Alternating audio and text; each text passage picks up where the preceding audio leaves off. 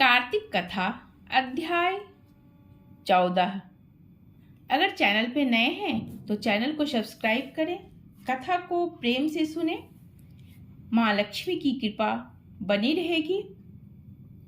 प्रेम से बोले हर हर महादेव, लक्ष्मी नारायण की जय, राधे राधे कृष्णा कृष्णा। नारद जी बोले वे दैत्य नंदीश्वर, गणेश जी, स्वामी कार्तिक इत्यादि को देखकर द्वंद्व युद्ध के लिए दौड़े। कालनेमी नंदी के शुभ गणेश जी के व निशुंभ नंदी स्वामी कार्तिकेय के पास कवच धारण करके युद्ध के लिए जा पहुंचे। निशुंभ ने स्वामी कार्तिक के मोर के हृदय में 5 बाण मारे, वह मूर्छित होकर गिर गया। फिर कार्तिकेय शक्ति को उठाना ही चाहते थे कि निशुंभ ने अपनी शक्ति से उनकी शक्ति को काट दिया। नंदीश्वर ने सहस्त्रबाणों से कालनेमी का सारथी और घोड़ा काट दिया। कालनेमी ने क्रोध करके नंदी के धनुष को काट दिया। उस बलि ने कालनेमी की छाती में त्रिशूल मारा, त्रिशूल से उसका हृदय फट गया। घोड़े मर गए, सारथी मर गया। ऐसे कालनेमी ने फिर भी पर्वत खंडों से नंदीश्वर को गिरा दिया। इसके बाद शुंभ रथ में बैठे गणेश जी की मूषक पर बैठकर दोनों आपस में बाणों से लड़ने लगे। गणेश जी ने एक बाण शुंभ के हृदय में मारा और 3 बाण सारथी के हृदय में मारकर घायल कर दिया। फिर शुंभ ने भी कुपित होकर मूषक और गणेश जी के बाण मार मेघ की तरह गर्जना की। बाणों से घायल मूषक जब नहीं चल सका तब गणेश जी उसके ऊपर से उतरकर पैदल चलने लगे।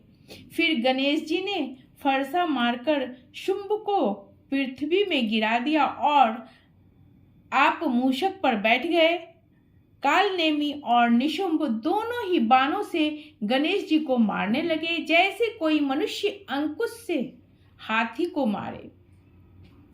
तब महाबली वीरभद्र गणेश जी को पीड़ित देख अनेक भूतों तथा कुष्मांड, भैरव, बैताल, योगिनी गण और पिशाच सहित दौड़कर आए। फिर किलकिला शब्द और सिंह की गर्जना से पूर्ण हुए पृथ्वी कांपने लगी। वे भूमि पर दौड़कर दैत्यों को खाते और संग्राम में उछलते कूदते थे। नंदीश्वर और स्वामी कार्तिक सावधानी से संग्राम में बाणों से दैत्यों को मारने लगे। छिन्न भिन्न मरी हुई तथा शिव जी के गणों से खाई हुई दैत्यों की सेना व्याकुल और उदास हो गई। तब जलंधर सेना को छिन छिन देख बड़ी ध्वजा वाले रथ में बैठकर गणों के सम्मुख आया। उस समय जलंधर के बाणों से पृथ्वी ऐसे ढक गई जैसे आकाश कोहरे से ढक जाता है। उसने 5 बाण गणेश जी के, 9 बाण नंदी के और 20 बाण वीरभद्र के मारे और मेघ की तरह गरजने लगा। तब कार्तिकेय ने एक शक्ति दैत्य के मारी, जिसके प्रहार से दैत्य का चित्त व्याकुल हो गया। फिर उसने भी क्रोध में आकर गदा लेकर स्वामी कार्तिकेय को मारी। गदा के लगने से वे भूमि पर गिर पड़े। इस तरह नंदी को भी पृथ्वी पर गिरा दिया। फिर गणेश जी ने क्रोध में अपने फरसा से उसकी गर्दन काट दी।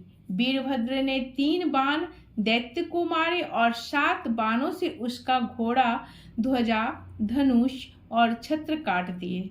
दैत्यराज ने भयंकर शक्ति से गणेश जी को गिरा दिया और दूसरे रथ में बैठकर वीरभद्र के पास आया। सूर्य के समान तेज वाले वे वीर आपस में लड़ने लगे। वीरभद्र ने बाणों से उसके घोड़े गिरा दिए और धनुष काट दिया। तब जलंधर परिघ लेकर दौड़ा। नारद जी बोले उस दैत्य ने वह परिघ वीरभद्र के मस्तक में मारा, जिससे उसके मस्तक से लौह गिरने लगा और पृथ्वी पर गिर पड़ा। प्रेम से बोले हर हर महादेव।